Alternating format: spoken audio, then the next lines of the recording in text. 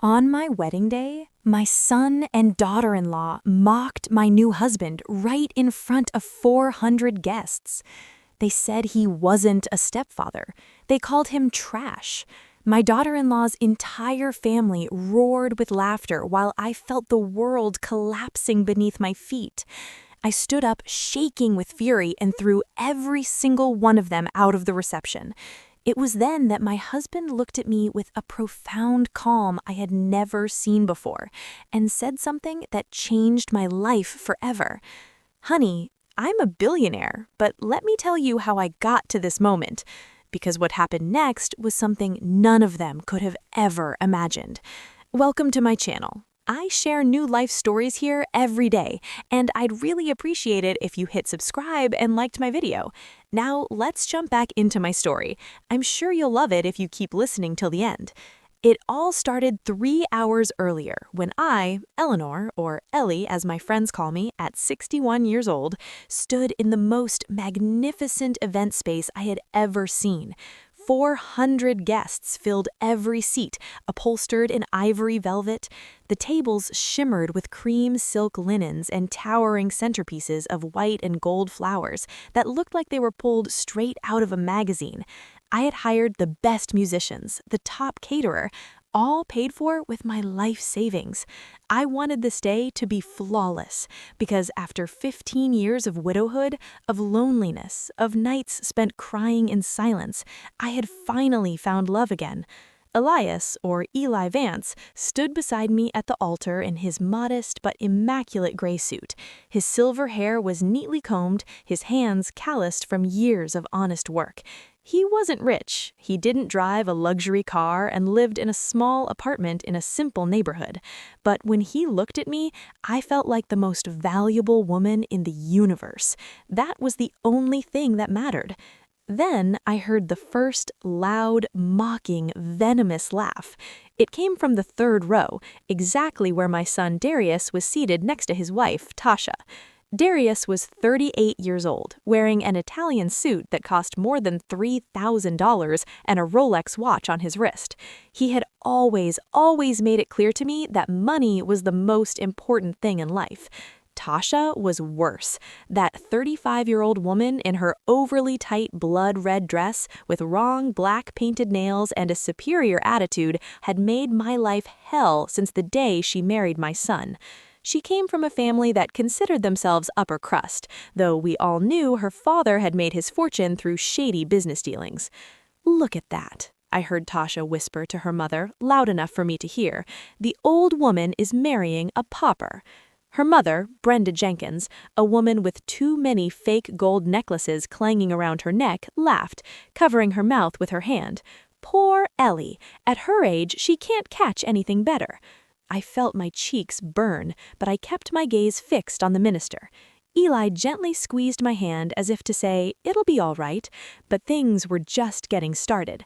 The officiant continued the ceremony, speaking about love, respect, and the sacred union of marriage. I tried to concentrate on his words, on the moment I had dreamed of for months, but the stifled laughter and cruel comments kept coming from my own family section. "Did you see his shoes?" one of Tasha's cousins whispered. "They look like they were bought at a thrift store." "And that suit?" another added. "My gardener dresses better." The entire row of the Jenkins family chuckled under their breath.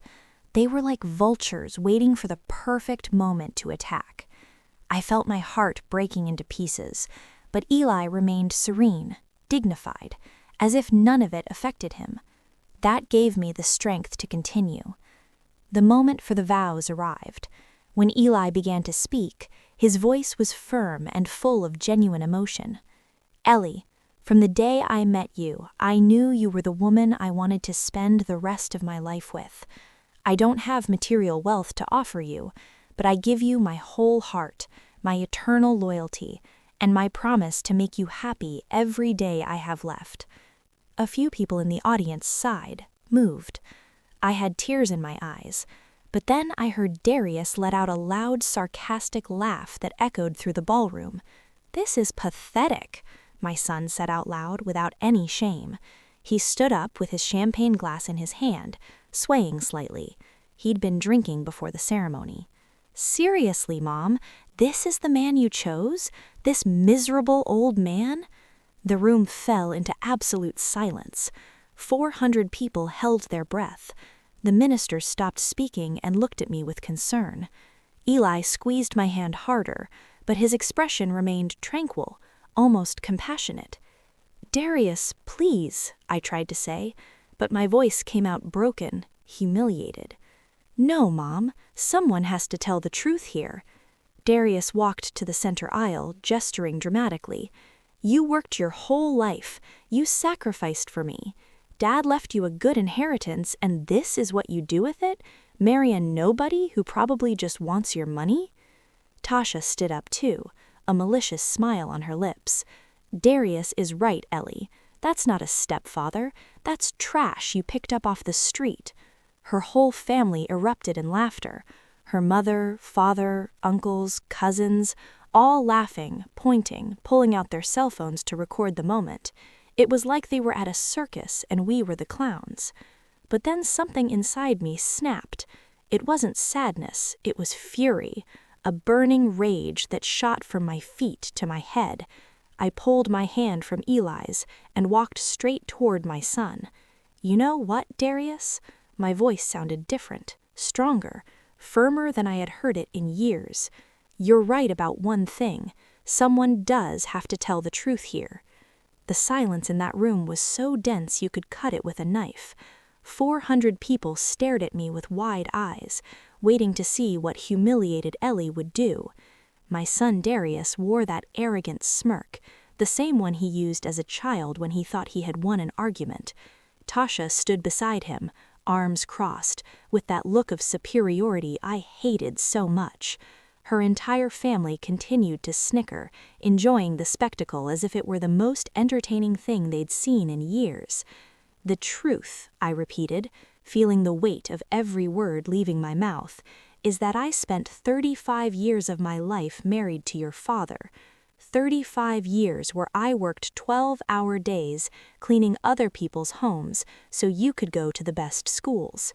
35 years where I broke my back, wrecked my hands, and sacrificed my health and youth to give you everything you needed."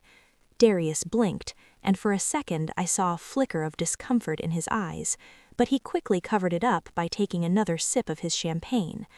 "Your father was a good man," I continued, feeling tears beginning to well up, but refusing to let them fall. "But when he died 15 years ago, he left me alone, completely alone. Do you know how many times I came to your house asking to spend time with me? How many times I called you crying because the loneliness was killing me?" "Mom, don't make a scene," Darius said, but his voice sounded less sure now. "A scene?" I laughed, but it was a bitter, painful laugh.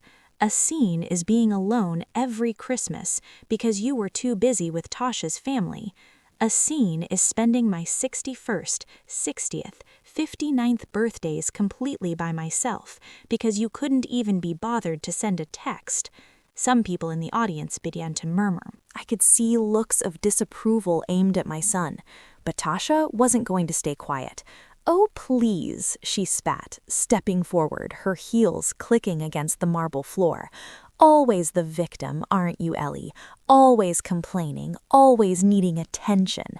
You know what? Darius has his own life. He can't be babysitting you like you're a child." "Babysitting me?" I whispered, feeling something inside me begin to shatter. I didn't ask to be babysat. I just asked for a little love, a little respect, a little of the affection I gave him his whole life. Eli was still standing by the altar, watching the scene with a serene but alert expression.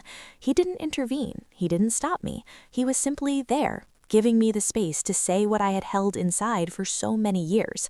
And now, my voice trembled but remained strong, now that I finally found someone who makes me feel alive again, someone who treats me with dignity and respect, You come here to destroy it. You, my own son, come here to humiliate me in front of everyone. Because that man is a gold digger, Darius yelled, pointing at Eli with contempt. Look at him. Look closely. He dresses like a bum. He lives in a dumpy apartment. He probably doesn't even have a bank account. And I'm supposed to be happy my mother is marrying that?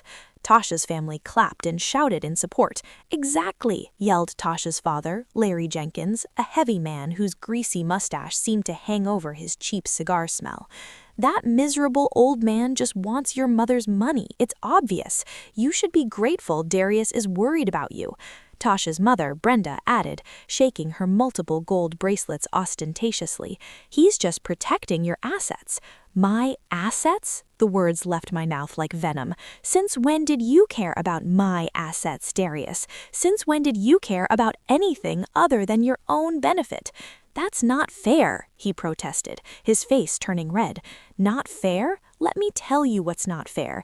It wasn't fair that when I needed $1,000 for surgery 3 years ago, you told me you had no money, but 2 weeks later, you bought that Rolex you're wearing. It wasn't fair that when I asked to borrow $5,000 to repair my house, you made me sign a document with interest as if I were a stranger. It isn't fair that every time I asked for help, you treated me like a bother, like a burden. The murmurs in the audience grew louder. I could see some people nodding their heads, others looking at Darius with critical eyes. My friends, the few I had invited, had tears in their eyes. Vivian Lewis, my best friend for 30 years, was openly crying. But Tasha wasn't finished. That woman never knew when to shut up. You know what's really going on here, Ellie, she said, walking toward me with that superior attitude that made my blood boil. You're desperate. You're old. You're alone. And you grabbed the first man who paid you any attention. It's pathetic. It's embarrassing. And frankly, my whole family is here as witnesses to the worst decision you've ever made. Her family roared in approval, the cousins, the uncles, even the friends they had brought, all laughing, all mocking. Some were recording with their phones, capturing every second of my humiliation to share later on social media. I could imagine the captions, "Crazy old lady marries a beggar," or "The most pathetic wedding of the year." I felt something inside me finally break. It wasn't sadness, it wasn't pain. It was determination, a strength I didn't know I possessed. I turned and walked to Eli, who was still standing by the altar with that inexplicable calm. I took his hand and looked him in the eyes. "Are you sure you want to marry me?" I asked in a low voice. "Because my family is a mess, and they clearly don't deserve to be here." Eli smiled. It was a small smile, but there was something in it, something I couldn't quite decipher. "Ellie, my love, I've never been sure of anything in my life, and you are right, there are people here who don't deserve to witness this moment." I turned back to the 400 guests. Most of them were good people, true friends, colleagues, neighbors who cared about me. But there was a specific group that had turned the most important day of my life into a nightmare. "Darius," I said, and my voice resonated through the room with an authority I had never used with my son. "You, Tasha, and your entire family, out of my wedding, out of my life." The silence that followed was deafening. Darius stared at me as if I had slapped him. "What?" he stammered. "Mom, you can't be serious." "I've never been more serious in my life. I want you to leave now." Tasha let out a hysterical laugh. "You're throwing us out? Your own family?" "Not my family," I replied coldly. "You and your parasites? Yes. You have 5 minutes to leave this room or I'll call security." Darius looked at me as if he couldn't believe what he was hearing. His face went from shock to indignation in seconds. "You're throwing me out of your wedding, your only son?" "Yes," I replied, without hesitating for a second. "I'm throwing out you, your wife, and all those vipers you brought with you." Tasha stepped forward, her index finger pointing at me menacingly. Her black nails looked like claws ready to strike. "You can't do this, you stupid old woman. You have no right." "I have every right in the world. This is my wedding. I paid every cent for this event. I hired this venue, I paid for the food, I hired the musicians, and I have every right to decide who stays and who goes, and you are definitely going." Tasha's father, Larry, got up from his seat, his belly hanging over his belt. "Who do you think you are talking to us like that? My family has influence in this city. We can ruin you." "Ruin me then," I said, feeling a boldness I didn't know existed inside me. "You've already ruined the most important day of my life. What more can you do to me?" Tasha's mother, Brenda, also stood up, making all her gold bracelets clank scandalously. "This is an insult, a total lack of respect. We came all the way here to support this ridiculous marriage, and this is how you repay us." "Support?" I laughed bitterly. "You call mocking my husband, calling him trash and humiliating him in front of everyone support? That's not support, that's pure cruelty." One of Tasha's cousins, a young guy with too much hair gel, shouted from his table, "Your husband is trash, we all know it. Just look at him. He looks like a bum you picked up off the street." Several members of their family laughed and applauded. They were enjoying this. They were truly enjoying tearing me down on my own special day. Eli finally spoke. His voice was calm, almost gentle, but there was a tone of firmness I had never heard from him before. "Young man, you don't know me. You know nothing about me, and yet you feel entitled to insult me. What does that say about you?" The cousin immediately fell silent, as if something in Eli's voice had disarmed him. But Darius wasn't going to give up so easily. He approached me. His breath smelled of alcohol, and his face was red with fury. "Mom, if you throw us out now, if you do this, you'll never see me again. You'll never see your grandkids again, I swear to God." Those words hit me like a punch to the gut. My grandchildren, Miles, 6 years old, and Chloe, 4, I love them with all my heart. The thought of never seeing them again was devastating. But then I looked at Eli. I looked at this man who had treated me with more respect and dignity in 6 months of dating than my own son had in the last 15 years. And I knew I had to choose. I had to choose my own happiness for once in my life. "If that is your decision, Darius," I said, and my voice cracked a little, but I didn't stop, "then so be it. I will not let you manipulate me anymore. I will not let you use me as your personal bank while treating me like trash when you don't need me." "You're selfish," Tasha screamed. "A selfish old woman who is choosing a stranger over her own family." "He's not a stranger," I replied calmly. "He's the man I love. And if you can't respect that, then you don't have a place in my life." Darius looked at me with so much hatred that it almost made me step back. "You're going to regret this when that old man robs you of everything you have. When he leaves you with nothing, don't come crying to my door for help." "Don't worry," I said, feeling the tears finally start to roll down my cheeks. "I won't."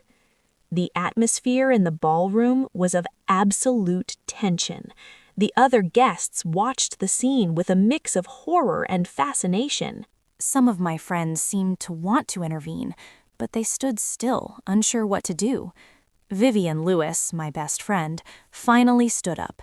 She was a 63-year-old woman with short white hair and a strong personality I had always admired.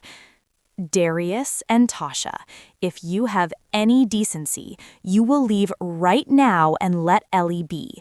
What you are doing is cruel and unforgivable." "You shut up, you nosy old woman," Tasha snapped. "This isn't your problem." It is my problem when I see my best friend being abused by her own family, Vivian replied firmly. And honestly, after seeing how you behave, I perfectly understand why Ellie prefers to marry Elias. He has more class in his little finger than all of you combined. That further enraged Tasha's family. They started shouting all at once, creating absolute chaos.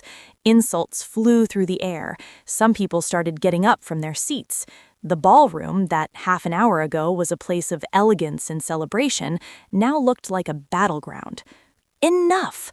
I shouted with all the strength in my lungs. My voice echoed through the space, silencing everyone instantly. "I will call security right now if you don't leave voluntarily." I gestured to the venue manager, a tall, professional man who had been watching everything from the entrance. He nodded and started walking toward us with 2 security guards. "We don't need you to kick us out," Darius said with disdain. "We're leaving of our own free will. This place stinks anyway. And you," he pointed his finger at me, "you disgust me. I hope you are happy with your decision, because you will never have your family again." "Real family doesn't treat you like this," I replied, and I felt Eli move closer and take my hand, giving me strength. Tasha grabbed her designer bag, the same one I had helped her buy last year when she borrowed $3,000 she never paid back. "Let's get out of here. This wedding is a bad joke anyway." One by one, Tasha's entire family started getting up from their seats. There were about 20 people in total. They gathered their belongings with exaggerated movements, making as much noise as possible, making sure their exit was as dramatic as their behavior throughout the ceremony. "This is not over," Tasha's father yelled as he walked toward the exit. "Everyone in the city will know what kind of woman you are." "Let them know," I said with a calm that surprised me. "I don't care what they think anymore." As the procession of toxic people left the room, some even pushing chairs and throwing napkins on the floor as a final act of rebellion, the rest of the guests remained in absolute silence. It was as if everyone was holding their breath, waiting to see what would happen next. Darius was the last to leave. He stopped at the door, looked at me one last time, and said, "Goodbye, Mom. I hope your new life with that loser is worth losing your only son." And he left. The door closed behind him with a final sound that resonated in my heart like a definitive slam. I stood there in the middle of the ballroom, trembling. I had just kicked my son out of my wedding. I had just potentially broken my relationship with him forever. I had just lost access to my grandchildren, the only innocent creatures in this whole horrible situation. Tears fell freely down my face. My makeup was ruined, my champagne-colored dress had tear stains. The happiest day of my life had turned into an absolute nightmare. Then I felt Eli's arms wrap around me. He hugged me with such tenderness, with such strength, that for a moment I felt everything would be all right. "I am so sorry, sweetheart," I whispered against his chest. "I ruined everything. I ruined our wedding." "You didn't ruin anything," he said softly, stroking my hair. "You did the right thing, the brave thing, and I'm very proud of you." We stayed like that for a moment, embraced in the middle of the chaos that remained. The other guests slowly began to applaud, first Vivian, then other friends, until the whole room was clapping. It wasn't applause for celebration, it was applause for support, for solidarity. Eli gently separated from me and took my hands. He looked me in the eyes with an intensity I had never seen before. "Ellie, my love, there's something I need to tell you." "What is it?" I asked, wiping my tears. He took a deep breath, as if he were about to reveal something momentous. "I'm not who you think I am." My heart stopped for a second. What did that mean? After everything that just happened, now he had a secret too? "Eli, what are you saying?" My voice trembled. He smiled, but it was a strange smile, sad and happy at the same time. "Honey, I'm a billionaire." I stared at him as if he had spoken in a foreign language. The words had come out of his mouth, they had reached my ears, but my brain refused to process them. "What did you say?" "I am a billionaire," Eli repeated with absolute calm. "I have over $2 billion in assets, properties in a dozen countries, companies, investments, everything." I felt my legs begin to fail. Vivian rushed toward me and held my arm. "Ellie, breathe, breathe, friend." But I couldn't breathe. I couldn't think.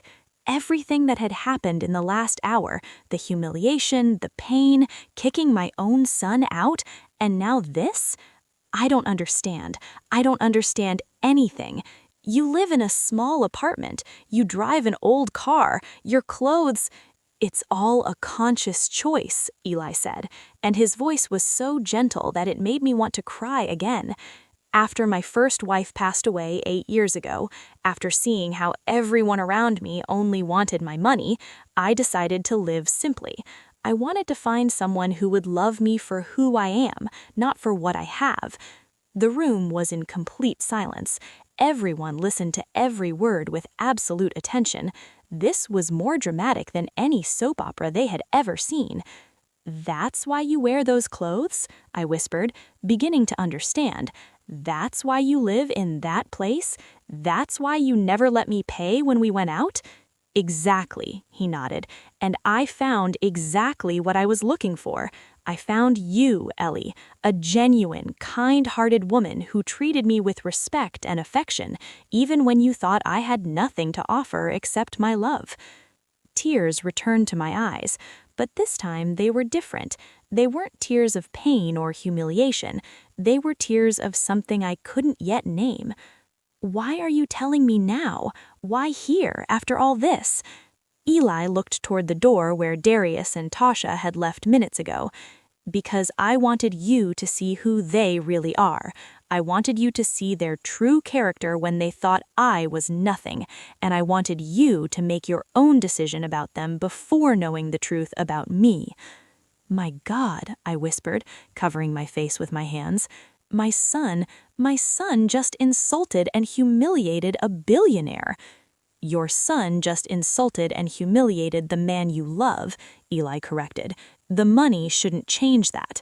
He was right. He was completely right. But my mind was still spinning, processing this impossible information. $2 billion? How? Where from? Eli smiled, and for the first time I saw a flash of pride in his eyes. "I started with nothing, just like you. I worked construction for 20 years. I saved every penny. I invested in real estate when no one else would. I bought properties everyone said were worthless. I built an empire, brick by brick. But when my wife, my beloved Letitia, died of cancer, all that money meant nothing. I couldn't save her. I couldn't make her stay with me for one more day." His voice cracked at the end, and I saw the genuine pain in his eyes. This man had suffered, had loved and lost just like me. "After her death," he continued, "everyone around me changed. My friends only called when they needed money. The women who pursued me only saw dollars. My own in-laws tried to sue me for the inheritance. I realized that money had poisoned all my relationships, so I decided to disappear from the radar. I maintained my businesses, but I completely changed my lifestyle. Vivian was still by my side, supporting me, but even she was slack-jawed listening to this story. Meeting you, Ellie." Eli took my hands in his. "It was like coming back to life. You treated me with dignity. You listened to me when I spoke. You laughed at my bad jokes. You cooked me your home-cooked meals. You invited me into your house without caring that my clothes were old or my car was rusty. You loved me for who I am." I don't know what to say," I stammered. My world had been completely turned upside down in less than 2 hours. "You don't have to say anything right now," he said, tenderly caressing my cheek.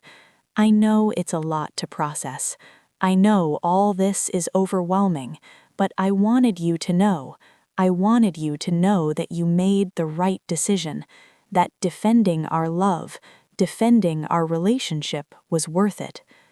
Suddenly, everything began to click into place in my mind like puzzle pieces.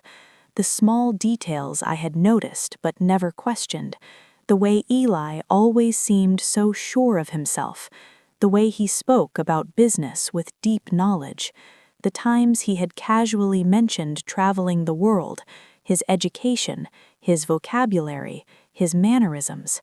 It all made sense. Did anyone else know? I asked. Did anyone know the truth about you?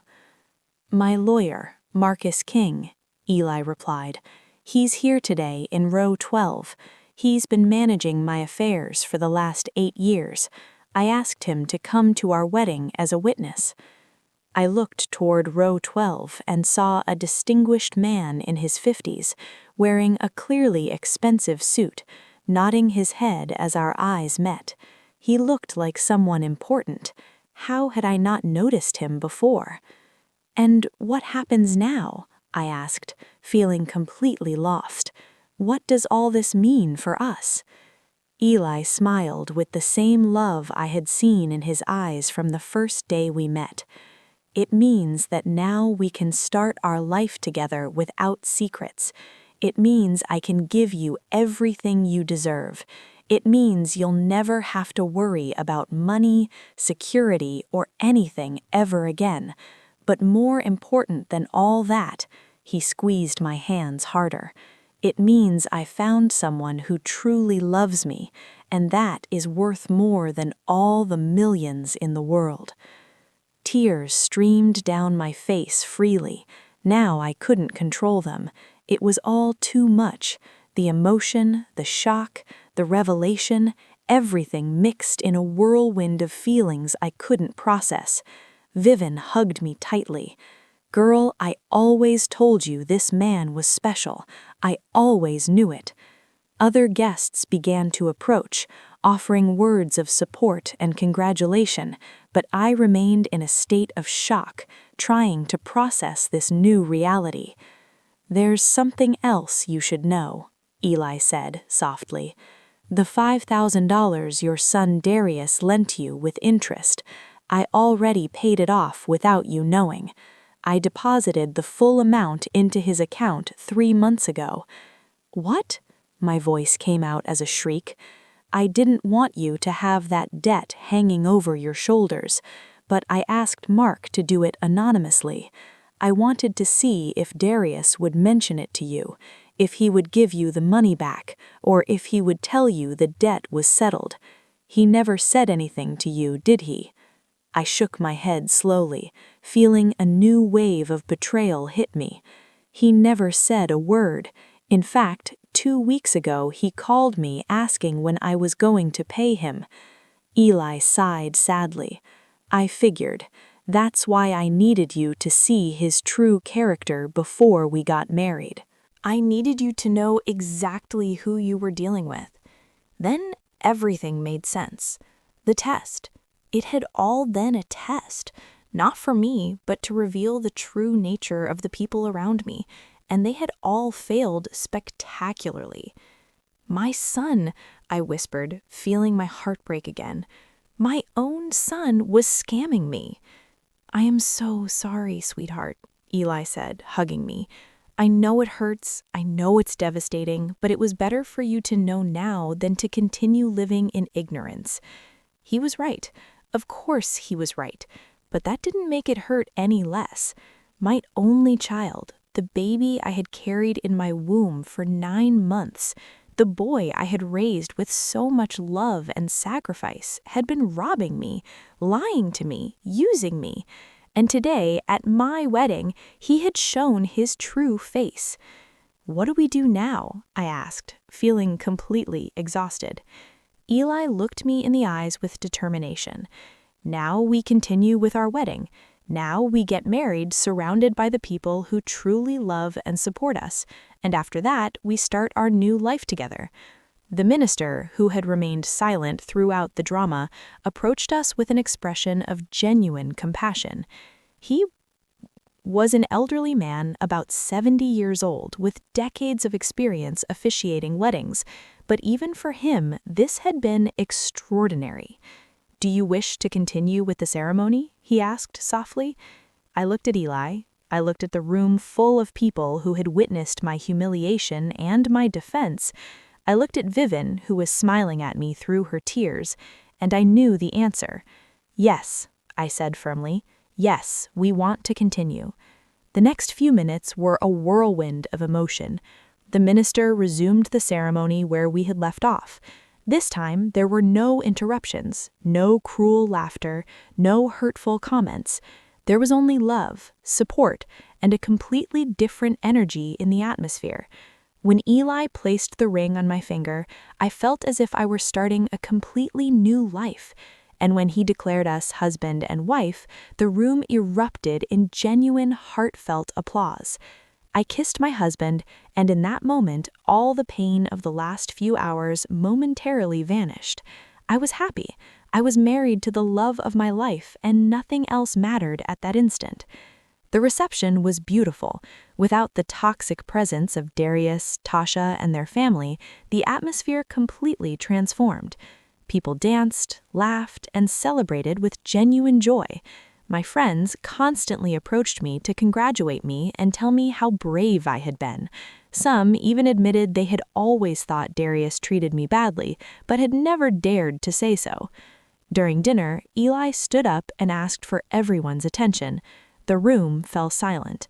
"I want to thank everyone who stayed today," his voice began, resonating with natural authority. "You have been witnesses to something very difficult, but also something very important. You have seen an incredible woman defend her dignity and her right to be happy, and I want you to know that I am honored to be her husband." Applause filled the room. Eli continued, "I also want to clarify something. Some of you heard my confession a while ago, and I know many of you have questions. So let me be completely transparent. I am the founder and owner of Vance Development Group, VDG, one of the largest real estate development firms in the Southeast. There was a collective gasp. Vance Development Group was legendary. They had built some of the most iconic high-rises in the region, luxury hotels, commercial centers, residential complexes. I myself had cleaned floors in some of those buildings when I worked in janitorial services. The reason I never mentioned it, Eli continued, is because after losing my first wife, I realized that money attracted the wrong kind of people. I wanted to find true love, not self-interest, and I found it in Ellie. This woman loved me when she thought I was a simple retired laborer. She gave me her heart without expecting anything in return, and that, my friends, is priceless. He took my hand and raised me, so I stood beside him. So now I want to promise her in front of all of you that I will dedicate the rest of my life to making her happy, to give her everything she deserves, and to protect her from anyone who tries to harm her." The ovation was deafening. Vivian was openly weeping. Other friends hugged each other, moved. It was as if everyone shared my happiness in a deep, genuine way. But in the midst of all that joy, my mind kept returning to one image, Darius's face as he left the room. The rage, the contempt, the absolute certainty that I was making the biggest mistake of my life. And I wondered what he was thinking now. Had he heard the rumors about who Eli really was? Did he know he had insulted and humiliated a billionaire? As if Eli could read my thoughts, he leaned toward me during the dance and whispered, "I know you're thinking about him. It's normal. He's your son." "I can't help it," I admitted. "Despite everything he did, he's still my son, and it hurts. It hurts so much." "I know, sweetheart, and I don't expect that to change overnight. But I want you to know something very important, Ellie. Nothing between us has changed. I'm still the same man you met 6 months ago. The same man who fell in love with your laugh, your kindness, your strength. Money is just money. It doesn't define who I am." "But it changes everything," I whispered. "It changes absolutely everything. It doesn't have to, he insisted. We can continue to live simply if that's what you want, or we can enjoy some comforts. You decide. This is our life now, our decision. I looked into his eyes and saw the same tenderness I had always seen, the same gentleness, the same love, and I realized he was right. The money hadn't changed him. He was still Eli, my Eli. I want to ask you something, I said after a moment of silence. Why me? Of all the women you could have chosen, why did you choose a 61-year-old widow with a problematic son and a complicated life? Eli smiled, and it was that smile that made my heart melt. Do you remember the day we met? I nodded. It had been at the local farmer's market. I was buying vegetables, trying to find the cheapest ones. He was in the same aisle, and our carts had accidentally bumped. You apologized about 5 times, Eli recalled with a smile. And then, when you saw a tomato had fallen out of your cart and rolled under a shelf, you knelt down to pick it up. You knelt down on your bad knee that always bothers you just to retrieve my tomato. And when I handed it back to me and I thanked you, you smiled at me with such warmth, such genuine kindness that I knew in that moment you were special. I didn't remember that detail about the tomato. It had been such a small, insignificant gesture. Afterward, he continued, we started running into each other regularly at the market, always on Thursday mornings, and every time I saw you, I learned something new about you. Your patience with the vendors, your generosity toward the children selling sweets on the street, the way you greeted everyone with respect, no matter who they were. I saw your soul, Ellie, and I fell in love with it. Tears started falling down my cheeks again. It seemed I hadn't stopped crying all day. So yes, Ellie said, wiping my tears with his thumbs, of all the women I could have chosen, I chose you because you are real, because you are good, because you make me feel alive again. We kissed, and in that kiss was a promise of a future together, no matter what challenges came. But even in that perfect moment, in that luxurious room with my new husband beside me, a part of me couldn't stop thinking about Darius, how he would react when he learned the complete truth, whether we could ever repair our relationship, and whether I truly wanted to try after everything he had done. I woke up the next morning in that enormous bed, wrapped in sheets that felt like clouds. For a moment, I thought it had all been a dream. The wedding, the humiliation, Ellie's revelation. But then I turned my head and saw him sleeping peacefully beside me, and I knew it was all real. Everything had happened. My life had changed forever in a matter of 24 hours. I got up, carefully, not to wake him, and walked to the giant windows. The city stretched out below us, bathed in the golden light of dawn.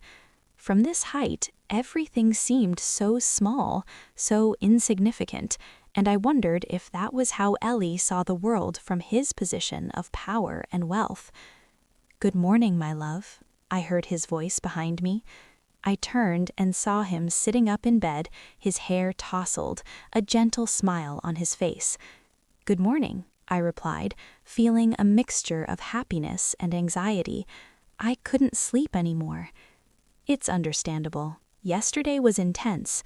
He got up and walked toward me, wrapping me in a hug from behind. "What are you thinking about?" "Everything," I admitted. "Darius, what happened, what comes next?" Ellie kissed my head gently. "I have something to show you, something I think will help you better understand who I am and what our new life together means." Half an hour later, we were in a private helicopter. A helicopter! Never in my life had I imagined I would be flying in one. Eli handled the controls with the ease of someone who had done it 1,000 times before. "I learned to fly 20 years ago," he explained when he saw my surprised face. "It's useful for business, and it also gives me freedom." We flew over the city, and Eli began pointing out different buildings.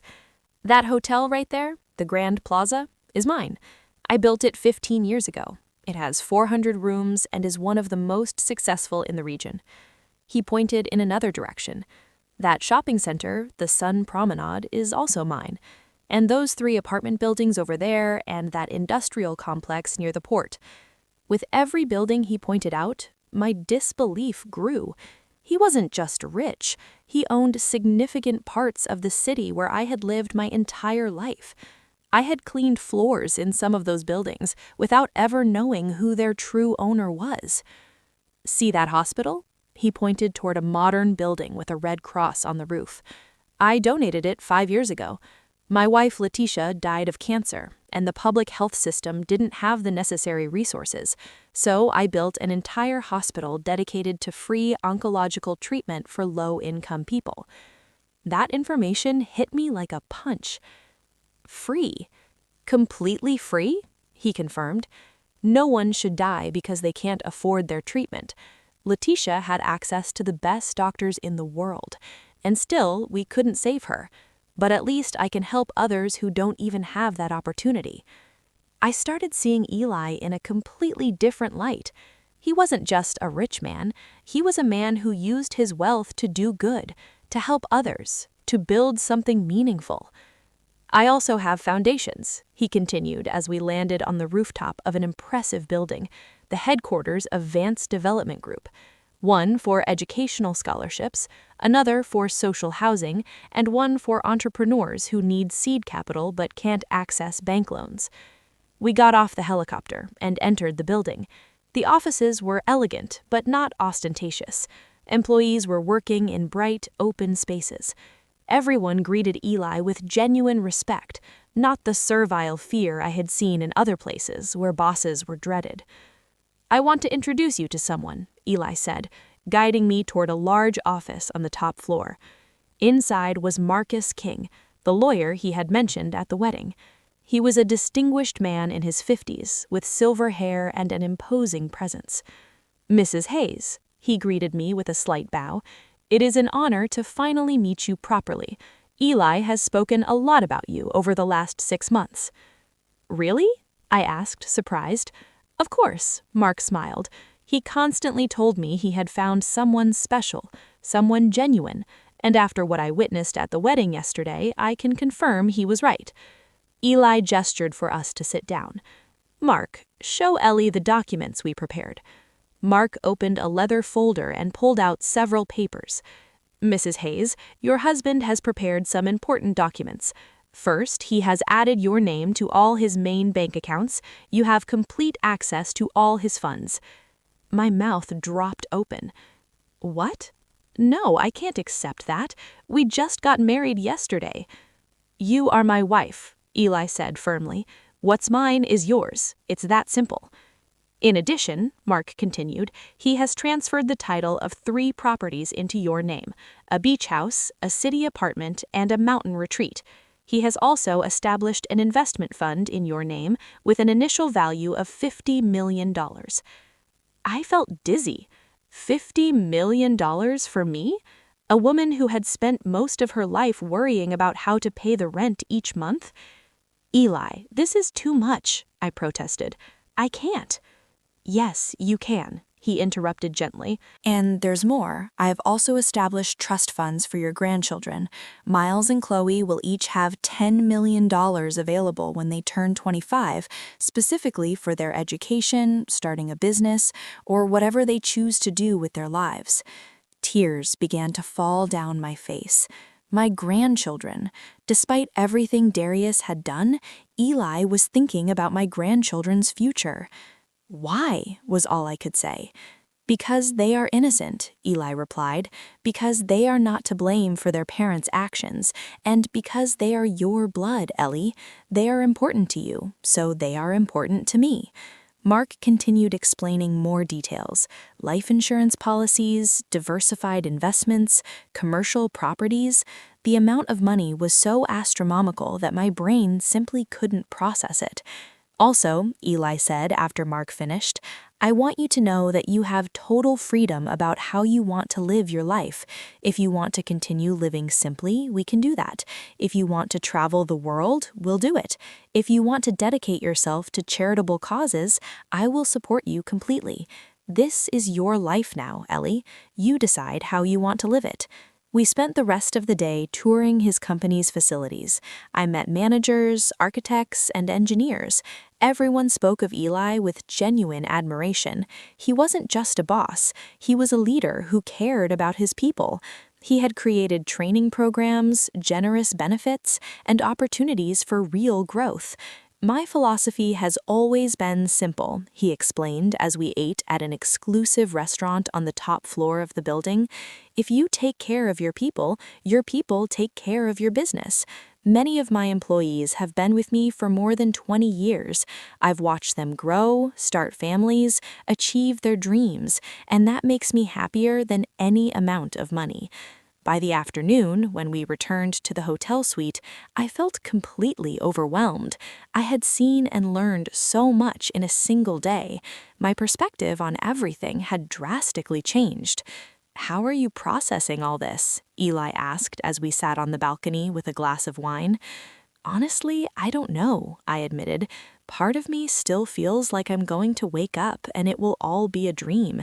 Another part of me feels guilty." "Guilty? Why?"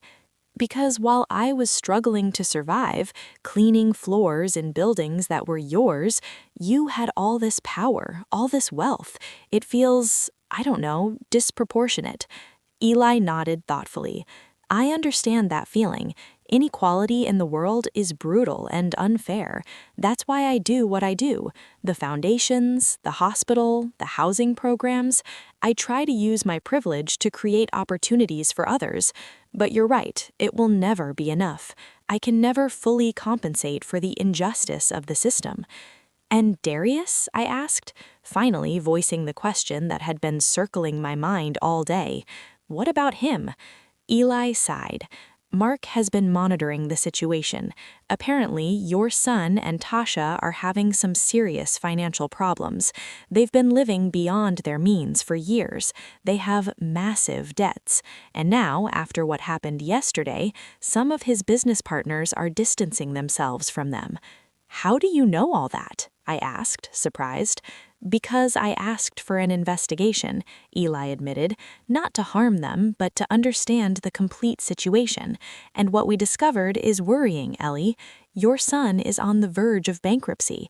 He owes money to a lot of dangerous people." I felt my stomach clench. How bad is the situation? "Very bad. He owes close to $2 million between bank loans, credit cards, and failed investments, and some of his creditors are not exactly patient or legal." My heart sank. Despite everything Darius had done to me, he was still my son. The thought of him being in danger terrified me. $2 million? I repeated, feeling panic begin to set in. How is it possible for him to owe that much money? Eli took my hand. According to Mark's investigation, Darius invested in several fraudulent businesses. He bought shares in shell companies. He borrowed money at loan shark rates to maintain his lavish lifestyle. And Tasha didn't help. She spends as if money were unlimited. Designer bags, jewelry, trips to Europe, all on credit cards that are already maxed out. I covered my face with my hands. My God, and here I am with access to millions while my son is sinking in debt. "Ellie, look at me." Eli gently lifted my chin so our eyes met. "Your son publicly humiliated you, called you horrible things, ruined the most important day of your life, and he did it when he thought I had nothing to offer you. Do you truly believe he deserves your compassion after that?" "He's my son," I whispered, tears starting to fall again. "I know he treated me horribly. I know he was cruel, but he's still my son, Eli. I can't just turn off those feelings." Eli nodded with understanding. "I know, and I'm not asking you to, but you need to understand something. If you give him money now, If you bail Darius out of this situation, he will never learn. He will never face the consequences of his actions. And most importantly, he will never truly value your sacrifice. But you said some of his creditors are dangerous. What if they hurt him? What if they hurt Tasha, or worse, my grandchildren? The children are safe, Eli assured me. Mark has already taken care of that. We hired discreet security to watch over them. No one will touch Miles or Chloe, I promise you. That information gave me some relief, but the knot in my stomach wouldn't disappear. And Darius, are you watching him too? Yes, and this is where things get interesting. Eli leaned back in his chair, his expression became more serious. 3 days ago, Darius found out who I really am. A business partner of his showed him a Forbes article featuring me on the list of the richest men in the Southeast. My heart stopped. And what did he do? At first, he didn't believe it. He thought it was a coincidence of names. But then he looked up photos and recognized me. Since then, he has tried to contact me 12 times. Calls, texts, emails, all through my company's official channels. And what did you do? Nothing. I ignored every attempt, but Mark saved all the messages. Do you want to hear what he said? I wasn't sure I wanted to know, but I nodded anyway. Eli pulled out his phone and started reading. First message. Mr. Elias Vance, I sincerely regret the misunderstanding at the wedding. I was unaware of who you were. Please allow me to explain. He paused and looked at me. Notice how he says he regrets the misunderstanding, not his actions, as if the problem was simply that he didn't know I was rich. He continued reading. Second message. Mr. Vance, this is Darius, Ellie's son. I urgently need to speak with you about a business matter. I have a proposal that could be mutually beneficial. Eli let out a bitter laugh. He doesn't even mention his mother. He goes straight to asking for business favors. Third message. He kept reading. This one was sent yesterday evening. Mr. Vance, I am going through a complicated financial situation. As your wife's son, I hoped we could speak as family. I am sure we can reach an agreement that benefits everyone, especially Mom. I felt nauseated. He's using my name to manipulate you. Exactly. And there's more. Message number 7. Mr. Vance, I know I made mistakes at the wedding. I was drunk and wasn't thinking clearly, but I am Ellie's only son. The grandchildren she adores are my children. Do you really want to break that family relationship? I can make her happy if you help me resolve my current problems. That's emotional blackmail, I said, feeling rage begin to replace worry. Absolutely. And the most recent message sent this morning? Elias, I need $500,000 by the end of the week or I will be in serious trouble. As my mother's husband, you have a moral obligation to help her family. I promise to pay it all back with interest. I trust in your understanding. I remained silent for a long moment, processing everything I had just heard. My son hadn't called to apologize to me. He hadn't tried to repair our relationship. He hadn't shown an ounce of genuine repentance. He only wanted money. He was only trying to use my marriage to solve his own financial problems. What are you planning to do? I finally asked. The question is, what do you want me to do? Eli replied. You are his mother. You are my wife. This decision affects you as much as it affects me. I stood up and walked to the edge of the balcony, looking at the city stretching out below us. Somewhere down there, my son was desperate, scared, probably planning his next move. Part of me, that maternal part that never disappears, no matter how much you're hurt, wanted to rush and save him. I wanted to give him the money and solve all his problems. But another part of me, the part that had been humiliated in front of 400 people, the part that had been used and manipulated for years, the part that had finally found the strength to defend her dignity, knew that would be a mistake. "Don't give him the money," I said finally, my voice firmer than I expected. "Not yet. Not like this." Eli approached me and hugged me from behind. "Are you sure?" "No," I admitted, "but I know it's the right thing to do. If we bail him out now without real consequences for his actions, we will only be enabling his behavior. He needs to hit rock bottom. He needs to understand that he can't treat people like that and get away with it." "It's a brave decision," Eli said, kissing my head. "It's a painful decision," I corrected, "but a necessary one." The following days were an emotional roller coaster. Eli and I went on our honeymoon to a private island in the Caribbean, which, of course, he owned. It was a paradise with white sand beaches, crystal clear water, and absolute privacy. I tried to relax, to enjoy this time with my new husband, but my mind kept returning to Darius. Mark kept us informed of the situation. Darius's creditors were starting to apply pressure. They had repossessed his luxury car, they had frozen his bank accounts. The house where he lived with Tasha and the children was in foreclosure. "And Tasha?" I asked during one of the video call updates. "She left Darius 2 days ago," Mark informed us in his usual professional tone. "She moved in with her parents and took the children. She filed for divorce yesterday morning." I felt a pang of pain for Darius, despite everything. Being abandoned by your wife, losing your children, facing financial ruin all at the same time, it was devastating. "And how is he?" I asked. "Not well," Mark admitted. "Our contacts say he's been drinking heavily. He's not eating properly. He has tried to contact several of his former friends and partners, but they have all turned their backs on him now that they know he's broke." "How convenient," I murmured bitterly. "There's something else," Mark continued. "Darius tried to sell his story to the media. He called several newspapers and television programs, offering an exclusive about how his mother married a billionaire and abandoned him in his time of need." "What?" I shrieked, feeling rage flood over me. "Don't worry," Eli took my hand. "Our public relations team already handled it. No reputable media outlet will touch that story, especially after we showed them the videos from the wedding where he publicly humiliates you."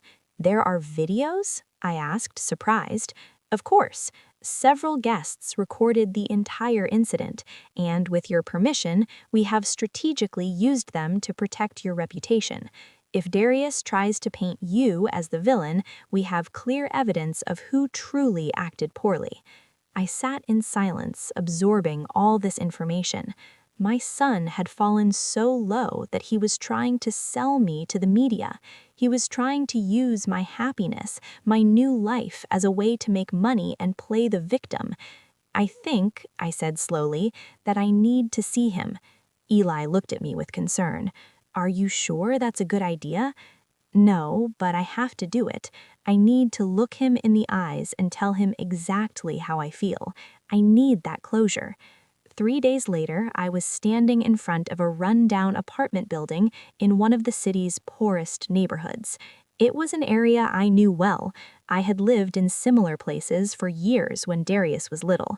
The smell of dampness and garbage filled the air. The walls were covered in graffiti, and the stairs creaked dangerously under my feet as I climbed to the 3rd floor. Eli had insisted on accompanying me, but I asked him to wait in the car with the bodyguards, who were apparently a permanent part of my life. This was something I needed to do alone. I knocked on the door of apartment number 32. I heard shuffling footsteps on the other side, and then the door slowly opened. What I saw broke my heart, despite everything. Darius looked terrible. He had several days of beard and deep, dark circles under his eyes. His clothes were wrinkled and stained. The house behind him was tiny and messy, with empty alcohol bottles scattered everywhere. This wasn't the arrogant, well-dressed man who had humiliated me at my wedding. This was a broken man. "Mom," his voice came out as a broken whisper.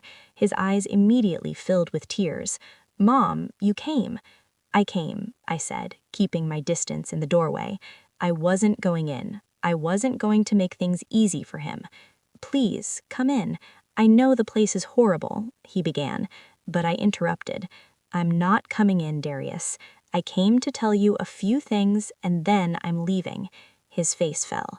Mom, please, I need to talk to you. I need to explain. Everything has been a nightmare. Tasha left me. She took the children. I lost everything. And what did you expect? My voice sounded harsh than I intended, that there was so much accumulated pain I couldn't hold it back.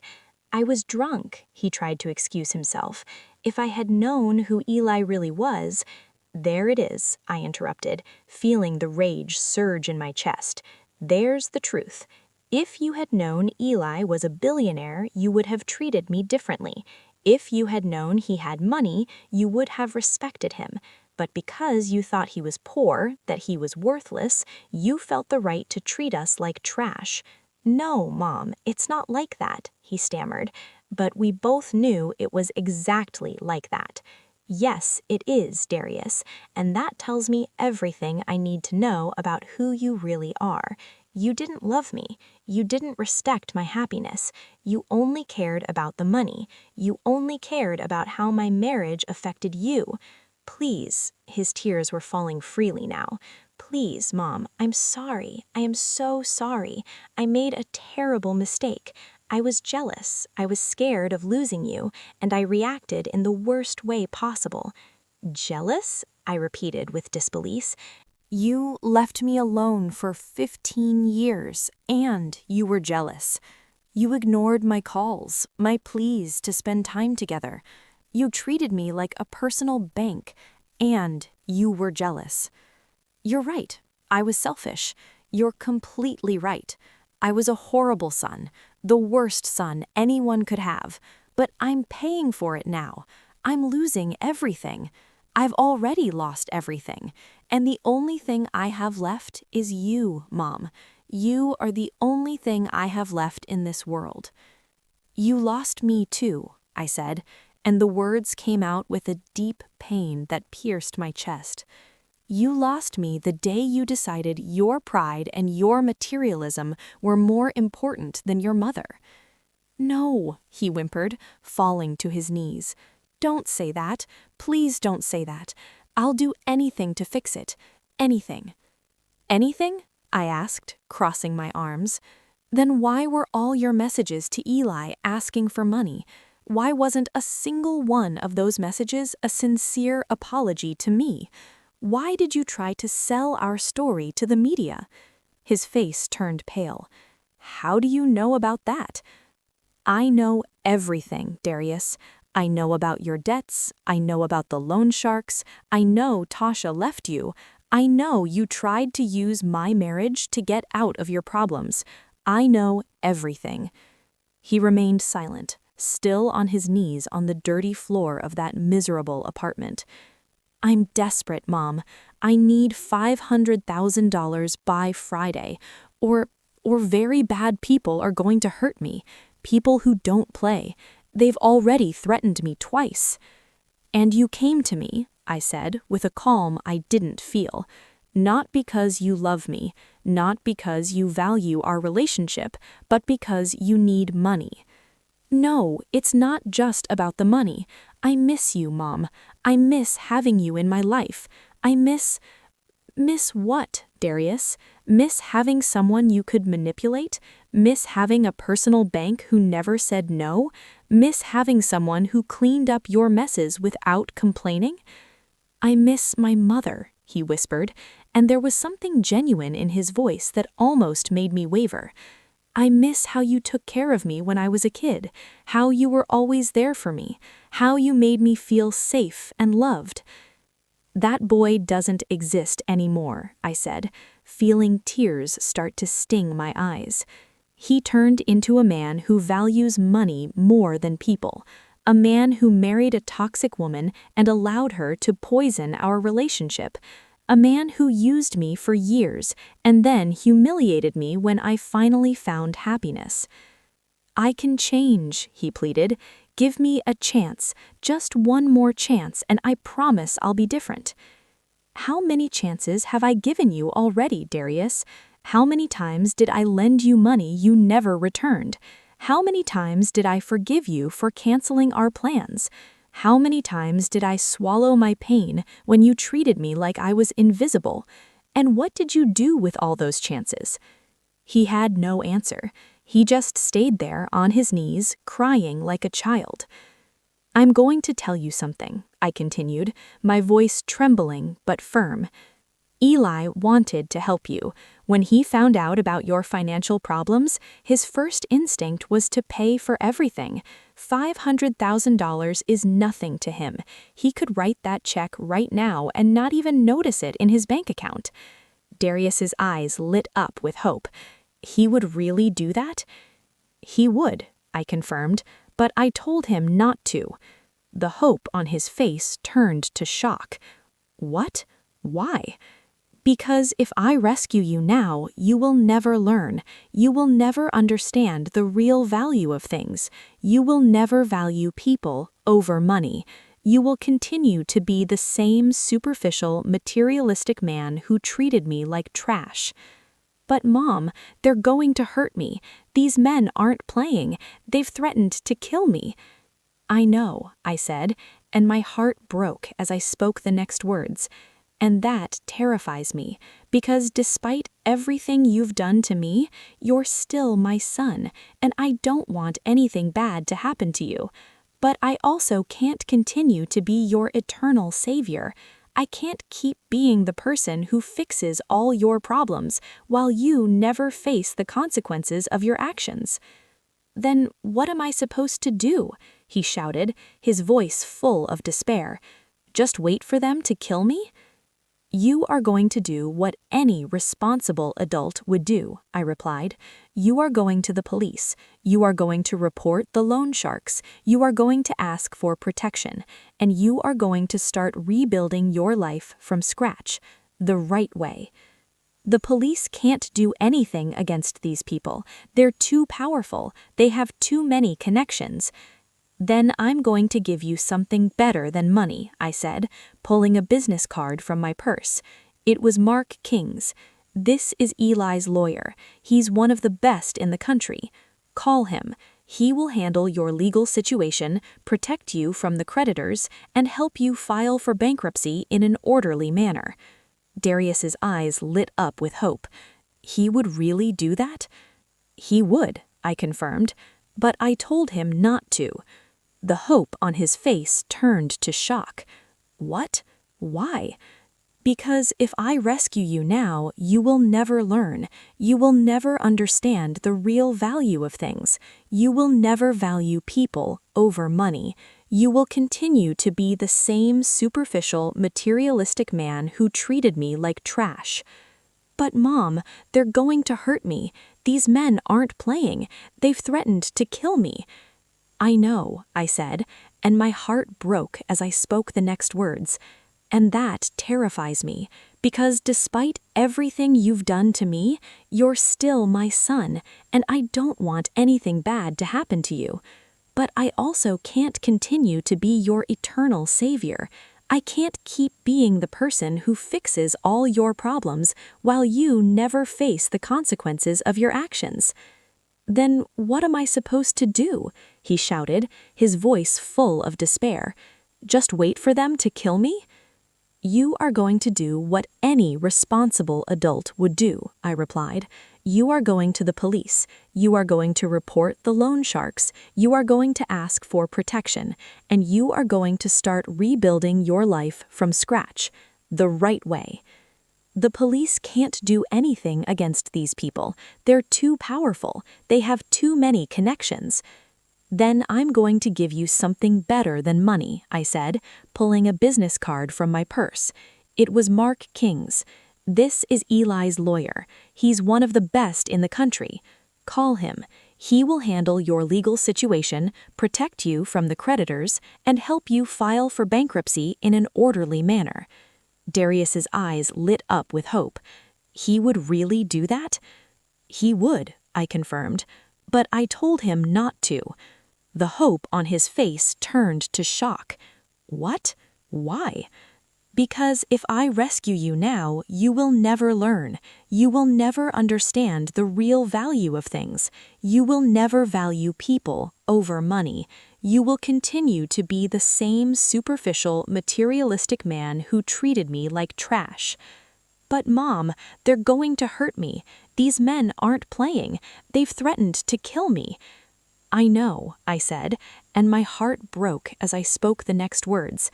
And that terrifies me, because despite everything you've done to me, you're still my son, and I don't want anything bad to happen to you. But I also can't continue to be your eternal savior. I can't keep being the person who fixes all your problems while you never face the consequences of your actions. Then what am I supposed to do? He shouted, his voice full of despair. Just wait for them to kill me? You are going to do what any responsible adult would do, I replied. You are going to the police. You are going to report the loan sharks. You are going to ask for protection. And you are going to start rebuilding your life from scratch, the right way. The police can't do anything against these people. They're too powerful. They have too many connections. Then I'm going to give you something better than money, I said, pulling a business card from my purse. It was Mark King's. This is Eli's lawyer. He's one of the best in the country. Call him. He will handle your legal situation, protect you from the creditors, and help you file for bankruptcy in an orderly manner. Darius's eyes lit up with hope. He would really do that? He would, I confirmed, but I told him not to. The hope on his face turned to shock. What? Why? Because if I rescue you now, you will never learn. You will never understand the real value of things. You will never value people over money. You will continue to be the same superficial, materialistic man who treated me like trash. But Mom, they're going to hurt me. These men aren't playing. They've threatened to kill me. I know, I said, and my heart broke as I spoke the next words. And that terrifies me, because despite everything you've done to me, you're still my son, and I don't want anything bad to happen to you. But I also can't continue to be your eternal savior. I can't keep being. I want to be able to. I want to believe my son is still in there underneath all that pride and materialism. So prove it to me. Prove you're worth it. 6 months later, I was sitting on the terrace of our new home, a beautiful villa overlooking the ocean that Eli had designed specifically to my tastes. The sea breeze caressed my face as I sipped my morning coffee and watched the waves break against the private beach. It was a life I had never imagined for myself, and yet here I was, living it. My phone rang. It was Vivian, my friend. Ellie, turn on the news, Channel 7, quick. My heart pounding, I turned on the television. What I saw took my breath away. It was Darius, but not the broken man I had seen 6 months ago. He was in a simple but dignified suit, standing in front of a group of young people at what looked like a community center. 1 year ago, Darius was saying to the camera, I lost everything. I lost my house, my marriage, my money, but worst of all, I lost my dignity, and I almost lost my mother. Today, I'm here to tell these young people my story, not for them to pity me, but for them to learn from my mistakes. The reporter asked him questions about his downfall and recovery. Darius spoke openly about his debts, about how he had lived beyond his means, about how he had valued material things over the people he loved. My mother, he said, and his voice cracked slightly. She gave me the hardest but most important lesson of my life. She let me fall. She let me face the consequences of my actions, and at first I hated her for it. But now I understand it was the greatest act of love she could have ever given me. Eli appeared behind me and put a hand on my shoulder. Are you all right, sweetheart? I don't know, I whispered, unable to take my eyes off the screen. The report continued, showing how Darius had filed for bankruptcy with Mark's help, how he had found work at a construction company, starting from the bottom as an assistant. They showed his small but clean and orderly apartment. They showed how he now gave talks at schools and community centers about financial literacy and the consequences of materialism, and his relationship with his mother. The reporter asked. Darius looked down. "We are working on that, slowly. She gave me my number 3 months ago, and we talk once a week. They are difficult conversations. There's a lot of pain to heal. But for the first time in years, I feel like we are being honest with each other." It was true. After he called Mark that day in his apartment, things had gradually begun to change. Mark had handled his legal situation brilliantly, reaching agreements with creditors and protecting Darius from any violence. The bankruptcy had been humiliating for him, but necessary. 2 months after our meeting, Darius had sent me a letter. Not a text message, not an email, but a 10-page handwritten letter. In it, he detailed all his remorse, his arrogance, his materialism, how he had allowed Tasha to poison our relationship. But most importantly, he apologized. He didn't ask for anything. He didn't mention money. He just apologized, deeply and sincerely. That letter made me cry for hours. Eli held me while I processed all those complicated feelings. I gave him my phone number a week later. Our first conversation was awkward, uncomfortable, full of long silences, but we continued. Every week, without fail, we talked for 30 minutes. "And his children?" the reporter continued on TV. "That's a process," Darius replied. "Tasha and I are in co-parenting therapy. It was something I suggested because I want my kids to have functional parents, even if we are no longer together. Is there a message you would like to give to people going through similar situations?" Darius looked directly into the camera. "Yes, pride will destroy you if you let it. Materialism will consume you. And the people who truly love you, the ones who are willing to let you fall so you can learn to fly, those are the ones you should value more than anything in the world. I also want to say something to my mother if she's watching this." My heart stopped. "Mom," Darius said with tears in his eyes, "I know you're probably watching this. I want you to know that every day I am working on being the man you deserved as a son. Every day I try to be better. I don't expect you to forgive me tomorrow or next year or ever if you don't want to, but I want you to know that I understand now. I understand everything, and I love you. I have always loved you, even when I was too stupid and arrogant to show it." Tears streamed down my face uncontrollably. Eli hugged me tightly. The following month, I received another surprise. Mark called me to inform me that Darius had paid back the money he owed, the $5,000 Eli had paid for me. He worked overtime for 4 months to gather the money, Mark explained. That night, I sent Darius a text message for the first time. Just 3 words, "I'm proud of you." His response came 20 minutes later. That means more to me than any amount of money in the world. 2 weeks later, we met at a neutral coffee shop. It was awkward at first. There was so much to say, and yet nothing to say. But slowly, we began to talk. "Would you like to meet the children again?" I asked cautiously. Darius's eyes lit up. "You would really do that?" "They're my grandchildren," I said simply. "I never stopped loving them." The reunion with Miles and Chloe was one of the most emotional experiences of my life. Eli was wonderful with them. He taught them to swim in our pool, told them stories, and showed them that wealth doesn't make you better than anyone else. One day, as we watched the children play on the beach, Darius said to me, "Thank you for not giving up on me, Mom." "Parents never give up on their children," I replied, "but sometimes we have to let them fall so they can learn to fly." Eli and I established a foundation in honor of his first wife, Letitia. The Letitia Foundation helped elderly women who had been abandoned by their families. It was my idea, born from my own experience.